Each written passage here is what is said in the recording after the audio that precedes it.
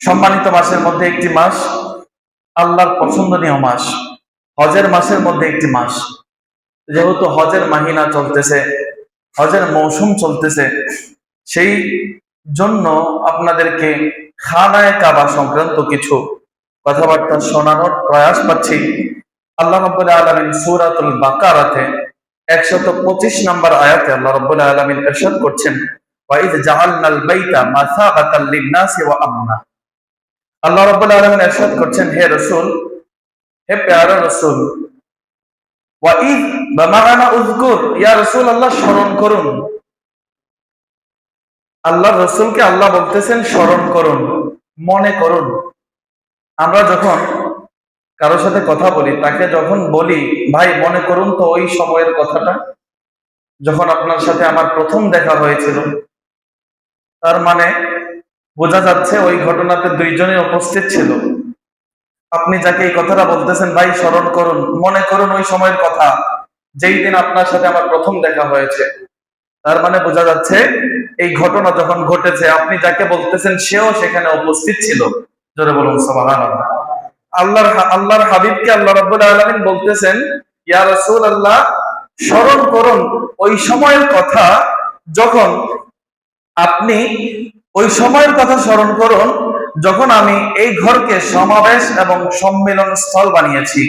এই ঘর বলতে খানায়ে কাবার কথা বলতেছে, নিরাপত্তার জায়গা বানালাম এই খানায়ে কাবাকে। তারপর আল্লাহ বলতেছেন, তোমরা মাকামে ইব্রাহিম বা ইব্রাহিম আলাইহিস সালামের দাঁড়াবার জায়গাকে, স্থানকে নামাজের জায়গা বানিয়ে নাও। আমি ইব্রাহিম এবং ইসমাইলকে আরো বললাম, তোমরা আমার ঘরকে তাওয়াফকারী, ইতিকাফকারী, রুকুকারী, সিজদাকারীদের জন্য খুব করে পাক পবিত্র রাখো।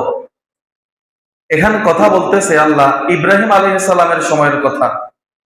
ইব্রাহিম আলাইহিস সালাম যখন কাবাঘর নির্মাণ করলেন, নির্মাণ করার পর আল্লাহ তাদেরকে কি উপদেশ দিয়েছিলেন, ওই সময়ের কথা আল্লাহ আমার নবীকে বলতেছেন, ইয়া রাসূলুল্লাহ স্মরণ করুন ওই সময়ের কথা যখন আমি ইব্রাহিম ইসমাইলকে আদেশ দিয়েছিলাম, ও ইব্রাহিম ও ইসমাইল আমার খানায়ে কাবাকে তাওয়াফকারীদের জন্য, ইতিকাফকারীদের জন্য, রুকু সিজদাকারীদের জন্য খানায়ে কাবাকে পবিত্র রাখবে।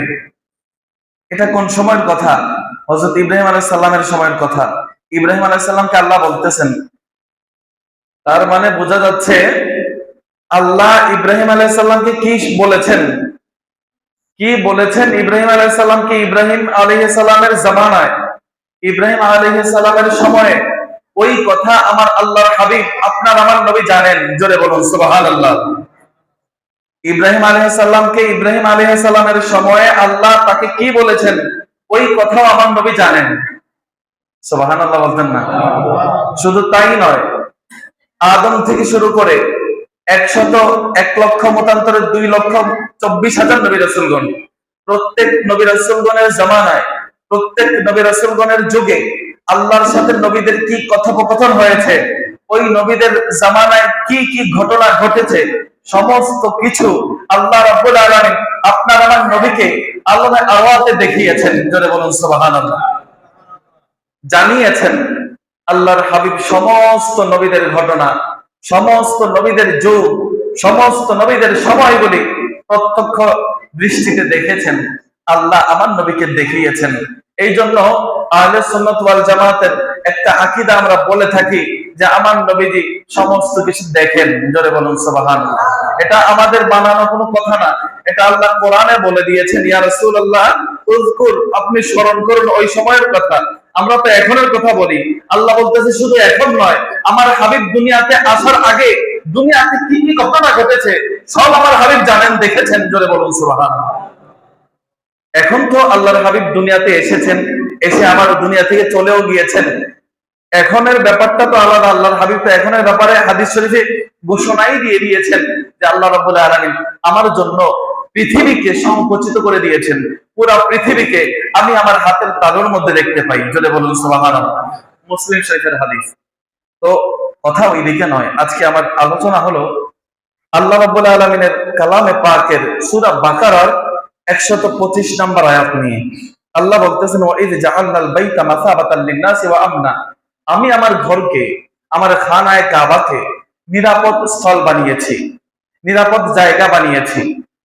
এই খানায় কাবায় যারা প্রবেশ করবে, হেরেম শরীফে যারা প্রবেশ করবে, তারা নিরাপত্তা পাবে, তাদের উপরে কোনো আক্রমণ চলবে না। খানায় কাবার হেরেমের চত্বরে কোনো শিকার চলবে না। কোনো অপরাধীও যদি অপরাধ করে হেরেম শরীফের ভিতরে ঢুকে যায়, ওইখানে তাকে গ্রেফতার করা যাবে না। এটা আল্লাহর আইন। কিন্তু আল্লাহর হাবিব একজনকে হেরেম শরীফের ভিতরেও পাকড়াও করার মতো পাকড়াও করার জন্য আদেশ দিয়েছিলেন। সে ছিল মুস্তাক, নবীজির শানে বেয়াদবকারী। সেই ব্যক্তিকে সাহাবায়ে কেরাম বলতেছে, ইয়া রাসূলুল্লাহ, এই বেয়াদব তো কাবার ভিতরে চলে গেছে। আল্লাহর হাবিব বলে, তার জন্য খানায়ে কাবাও নিরাপদ জায়গা নয়। অথচ আল্লাহ কিন্তু ঘোষণা দিয়েছেন খানায়ে কাবা নিরাপদ জায়গা সবার জন্য, কাফেরদের জন্য, মুশরিকদের জন্য, সবার জন্য। কিন্তু আল্লাহর হাবিবের শানে বেয়াদবি করার কারণে আল্লাহর হাবিব ওই কাফেরকে খানায়ে কাবার চত্বরে ধরার জন্য, পাকড়াও করার জন্য আদেশ দিয়েছেন। কেন? কারণ আল্লাহর হাবিবের শানে বেয়াদবি করলে পৃথিবীর নিরাপদ জায়গা কাবা, এর চেয়ে বড় যদি কোনো নিরাপদ জায়গা থাকে, যদিও নাই, ওই জায়গায় গেলেও রক্ষা নাই। আল্লাহর হাবিবের আইন আল্লাহর আইন, আল্লাহর হাবিব যেহেতু আদেশ দিয়েছেন, এটা আল্লাহরই আদেশ। জোরে বলুন সুবহানাল্লাহ। আর পক্ষান্তরে আরেকজন ব্যক্তি হযরতে আমির হামজা, সে যে খানায় কাবার চত্বরে গিয়ে লুকাইছেন বাঁচার জন্য, সে যদি খানায় কাবায় না গিয়ে আমার নবীর কদমে আসতো, ইয়া রাসূলুল্লাহ ভুল হয়েছে, ক্ষমা করে দেন, ইসলামের সুশীতল ছায়াতলা আমাকে কবুল করুন, যদি এই কথা বলতো, এসে সে বেঁচে যাইতো, নিরাপত্তা পাইতো। তার জন্য নিরাপত্তা খানায় কাবা নয়, আমার নবীর কদম। সেটা বুঝে নাই, খানায় কাবায় গিয়ে নিরাপত্তা চেয়েছে, নিরাপত্তা পায় নাই। আরেকজন আমার নবীজির চাচা যান হযরতে আমির হামজাকে শহীদ করেছেন। অনেক লম্বা ওকেয়া, এই ব্যাপারটা আরেকদিন আলোচনা করব। তার শুধু এই ব্যাপারটা বলে দিই, শহীদ করেছেন। পরবর্তীতে নিজের ভিতরে তওবা কবুল করার জন্য, ক্ষমা পাওয়ার জন্য নবীজির দরবারে আসলেন, ইয়া রাসূলুল্লাহ, আগে যা করেছি ভুল করেছি, এখন মাফ চাই, ক্ষমা চাই, আমি ইসলাম কবুল করতে চাই। নবীজি বললেন, হ্যাঁ তুমি ইসলাম কবুল করো, কিন্তু আমার সামনে বেশি করিও না, কেননা তোমাকে দেখলে আমার চাচা জানের কথা মনে হয়ে যায়। তো ওয়াহশী পরবর্তীতে সাহাবী হয়েছে। এই ওয়াহশী রাহমাতুল্লাহ আলাইহি পরবর্তীতে মুসাইলামা ইবনে কাজ্জাবকে হত্যা করে, ওই যে পিছনে যে ভুল করেছে, ভুলের প্রায়শ্চিত্ত করেছেন। আবু বকর সিদ্দিক রাদিয়াল্লাহু তাআলা আনহুর জামানায় মুসাইলামাতুল কাজ্জাব, সে নবী দাবি করতেছে, এই মুসাইলামাকে হত্যা করেছে ওয়াহশী, যেই ব্যক্তি নবীজির চাচা আমির হামজা সাইয়্যিদুশ শুহাদাকে শহীদ করিয়েছিলেন। ওই ব্যক্তি শেষে বলতেছেন যে আমি এই মিথ্যাবাদীকে, এই মিথ্যা নবীকে হত্যা করার মাধ্যমে ওই ভুলের প্রায়শ্চিত্ত করলাম। আল্লাহ রাব্বুল আলামিন ওনাকে ক্ষমা করে দিয়েছেন মুসলমান হওয়ার কারণে, নবীর কদমে আসার কারণে। এত বড় ভুল করার পরেও তার নিরাপত্তা ছিল না, তাকে হত্যা করতো মুসলমান না, কিন্তু যখন সে নিরাপত্তা পাওয়ার জন্য আমার নবীর কদমকে বেছে নিলেন, নবীর কাছে এসে মাফ চাইলেন, নবী নিরাপত্তা দিলেন, বললেন যে যাও, তোমাকে মাফ করে দিলাম, কিন্তু আমার সামনে বেশি করিও না। তো ওই ব্যক্তিও যদি খানায় কাবায় না গিয়ে নবীর কদমে যাইতো, নিরাপত্তা পাইতো। আল্লাহ রাব্বুল আলামিন তারপরে আয়াতের পরের অংশ বলতেছেন, ওয়াত্তাখিযু মিন মাকামি ইব্রাহিম মুসাল্লা, তোমরা মাকামে ইব্রাহিমকে নিরাপত্তার স্থান, আমি মাকামে ইব্রাহিমকে নিরাপত্তার স্থান বানিয়েছি, তোমরা ওই মাকামে ইব্রাহিমকে সামনে রেখে নামাজ আদায় করো। মাকামে ইব্রাহিম কি? খানায় কাবার চত্বরে এখনো মাকামে ইব্রাহিম নামে একটা জায়গা আছে, যেই জায়গায় গিয়ে 2 রাকাত নামাজ পড়ে তাওয়াফ শুরু করতে হয়, এটাকে মাকামে ইব্রাহিম বলা হয়। আর মাকামে ইব্রাহিম মূলত একটা পাথর, যেটা জান্নাতি পাথর ছিল। দুনিয়াতে শুরুতেই আল্লাহ দুনিয়াতে দিয়ে দিয়েছেন জান্নাত থেকে। এটা জাবালে আবু কুবাইসে সংরক্ষিত ছিল। যখন ইব্রাহিম আলাইহিস সালাম খানায় কাবা নির্মাণ করতেছিলেন, তখন আল্লাহ রাব্বুল আলামিনের কুদরতি ভাবে ওই জাবালে আবু কুবাইস থেকে ওই জান্নাতি পাথরটা ইব্রাহিম আলাইহিস সালামের খেদমতে দিয়ে দিয়েছেন। জোরে বলুন সুবহানাল্লাহ। ওই পাথরের কাজ কি? ওই পাথরের কাজ শুরু থেকেই বলি, খানায় কাবা সম্পর্কে আমাদের একটু জানা দরকার আছে না? কত আকুতি, কত মিনতি আমাদের মুসলমানদের, আল্লাহ একটু খানায় কাবা দেখায় দেন, একটু কাবায় যাওয়ার সুযোগ করে দেন, একটু ওমরা করার সুযোগ করে দেন। কাবাকে দেখার জন্য আমাদের কত আকুতি। কাবার ইতিহাস একটু শুনুন আছে। আল্লাহ রাব্বুল আলামিন খানায় কাবা প্রথম কবে নির্মাণ হয়েছে? আল্লাহ যখন কোনো কিছু বানায় নাই, শুধু নবীর নূর বানিয়েছেন। যদি বলুন সুবহানাল্লাহ। নবীর নূর থেকে আল্লাহ পানি সৃষ্টি করলেন, জমিন নাই, মাটি নাই, মাটি নাই তখনও, শুধু পানি, পৃথিবীতে সবটা পানি। আল্লাহ রাব্বুল আলামিন মনস্থ করলেন আদমকে বানাবেন। একটু মনোযোগ দিবেন, আমাদের খানায়ে কাবার সৃষ্টির ইতিহাস এগুলি আপনারা সব জায়গায় পাবেন না।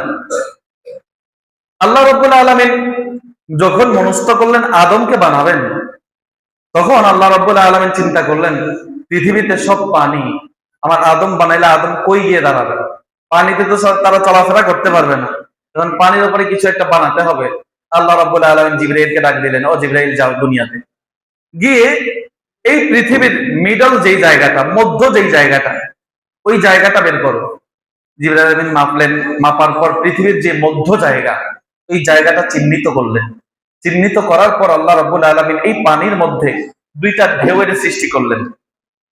দুইটা ঢেউ যখন একসাথে বাড়ি খাইলো, দেখবেন পানির মধ্যে মাঝে মাঝে একটু ঘূর্ণমান একটা গোল একটা কিছু একটা সৃষ্টি হয়। দুই ঢেউ যখন একসাথে বাড়ি খাইলো, পানির মধ্যে একটা জিনিস ঘুরতেছে এবং ঘোরার মতো এমন একটা কিছু সৃষ্টি হয়েছে। ঘুরতে ঘুরতে ওই ঘূর্ণয়মান থেকে পানিতে ফেনা তৈরি হলো। ফেনা যখন চলাফেরা করতে লাগলো, আল্লাহ রাব্বুল আলামিন এই ফেনা থেকে মাটির সৃষ্টি করেছেন। মাটির একটা টুকরা, মাটির একটা খণ্ড সৃষ্টি করেছেন। সৃষ্টি করার পরে আল্লাহ রাব্বুল আলামিন এই মাটিকে আদেশ দিলেন দুই ভাগ হয়ে যাওয়ার জন্য। দুই ভাগ হয়ে যাওয়ার পরে এক ভাগ পৃথিবীর মধ্য জায়গা যেটা এখানে রয়ে গেছে, আরেক ভাগ ইয়াসরিবে চলে গেছে। জোরে বলুন সুবহানাল্লাহ। ইয়াসরিব মানে মদিনা শরীফ। পৃথিবীর সর্বপ্রথম যেই মাটি আল্লাহ সৃষ্টি করেছেন, ওই মাটির এক ভাগ মক্কায় রেখেছেন, আর এক ভাগ আবার নবীর মদিনায় দিয়েছেন। জোরে বলুন সুবহানাল্লাহ। আল্লাহ আদেশ দিলেন এই ছোট্ট ছোট্ট দুই মাটির টুকরাকে, ও মাটি তোমরা বিস্তৃত হও, বাড়তে থাকো। বাড়তে থাকলো, মাটি বাড়তে বাড়তে যখন মক্কা মদিনার মাটি একসাথে লাগলো, তারপর আল্লাহ রাব্বুল আলামিন আবার নির্দেশ দিলেন তোমরা পৃথিবীব্যাপী সারা পৃথিবীতে বাড়তে থাকো। তো এই মাটি এখনো বাড়ে। দেখবেন বিভিন্ন নদীতে, বিভিন্ন সমুদ্রের মাঝে একটা চর উঠে যায়, যায় না? মাটি এখনো বাড়ে, কিয়ামত পর্যন্ত বাড়তে থাকবে। জোরে বলুন সুবহানাল্লাহ। আল্লাহর ওই আদেশ এখনো জারি আছে। মাটি সৃষ্টির শুরু থেকে বাড়তেছে, এখনো বাড়তেছে, কিয়ামত পর্যন্ত বাড়তে থাকবে। মাটি বাড়তে লাগলেন, জমিন হলো। জমিন হওয়ার পর আল্লাহ রাব্বুল আলামিন মনে করলেন খালি জমি পড়ে আছে, আল্লাহর মনে চাইলেন একটা ঘর বানাবে। জিবরাইলকে ডাক দিলাম, ও জিবরাইল, আমি চাই আমি এই সদ্য প্রস্তুত করা মাটির উপর একটা ঘর নির্মাণ করব।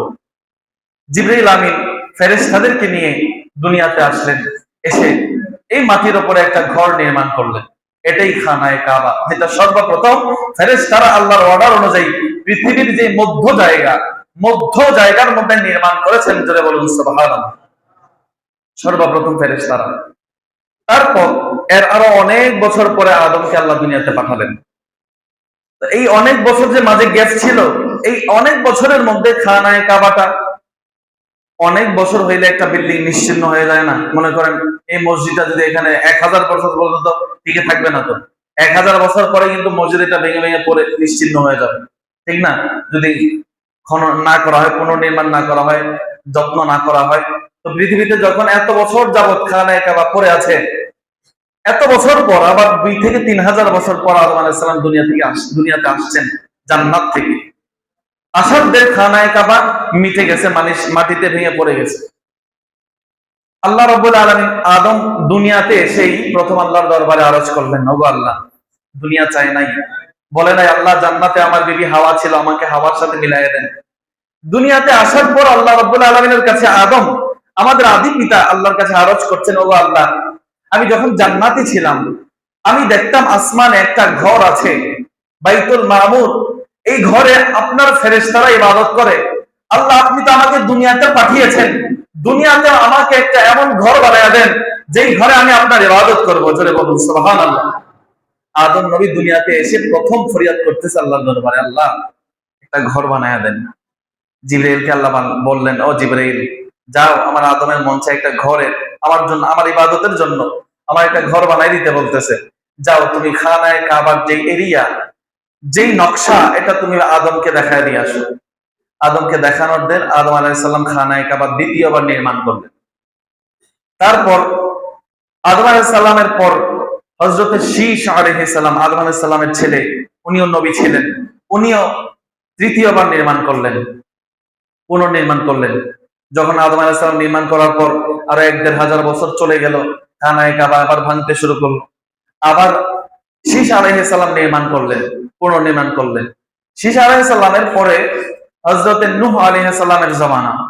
নূহ আলাইহিস সালামের সময় ৯০০ বছরের ওপরে নূহ আলাইহিস সালাম আল্লাহর জমিনে দ্বীনের দাওয়াত দিলেন, ইসলামের দাওয়াত দিলেন, আল্লাহর একত্ববাদের দাওয়াত দিলেন। কোন মানুষ ওনার দাওয়াত কবুল করতেছে না। ৯০০ বছর দাওয়াত দেওয়ার পরে ৮০ জন মুসলমান হয়েছে। জোরে বলুন সুবহানাল্লাহ। আর আমার নবী ৬৩ বছর জিন্দেগিতে দুনিয়াতে ছিলেন, এখন কোটি কোটি মুসলমান। সেই নূহ আলাইহিস সালামের দাওয়াত যখন ওই বান্দারা কবুল করতেছে না, আল্লাহ, নূহ নবী একটু গরম নবী ছিলেন, সহ্য করতে পারতেন কম। আল্লাহকে বললেন, আল্লাহ, যেই বান্দারা আপনার দুনিয়াতে থেকে আপনার জমিনে চলাফেরা করে, আপনার নাফরমানি করে, আপনার একত্ববাদীকে মানে না, তাদেরকে ধ্বংস করে দেন। নূহ আলাইহিস সালামের দোয়া আল্লাহ কবুল করলেন। ধ্বংস করার জন্য প্রস্তুতি শুরু হলো। প্লাবন হবে। প্লাবনে নূহ নবী নৌকা বানালেন। ওই ৮০ জন মুসলমান নিয়ে, জোড়ায় জোড়ায় পশু পাখি নিয়ে নৌকাতে আরোহণ করলেন। ১৫০ দিন পর্যন্ত এই প্লাবন চললো। ১৫০ দিন প্লাবন চলার দেয় খানায়ে কাবা আবার নিশ্চিহ্ন হয়ে গেল, ভেঙে গেল। তো নূহ নবী, কেউ কেউ বলেছেন নূহ নবী নির্মাণ করেছেন, আবার কেউ কেউ বলেছেন নূহ নির্মাণ করে নাই, ওই যে শীশ আলাইহিস সালাম নির্মাণ করেছেন এরপরে। আর প্লাবনের সময় আল্লাহ খানায়ে কাবাকে বাইতুল মামুরের উপরে উঠায় নিয়েছেন। যদি বলুন সুবহানাল্লাহ। নূহ আলাইহিস সালামের জামানা চলে যাওয়ার পর হযরত ইব্রাহিম আলাইহিস সালাম দুনিয়াতে আসলেন।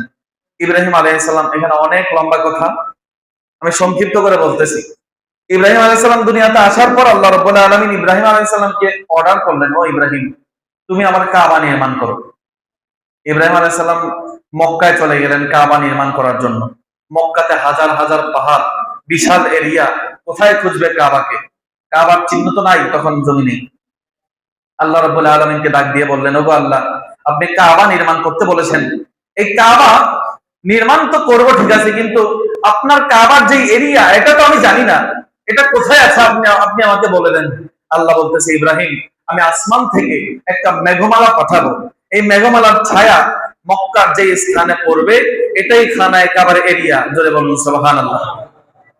আসমান থেকে মেঘ পাঠালেন, খানায়ে কাবার এরিয়াতে ছায়া পড়লো। ইব্রাহিম আলাইহিস সালাম ডাক টেনে এরিয়াতে ঠিক করলেন কোথায় খানায়ে কাবা হবে।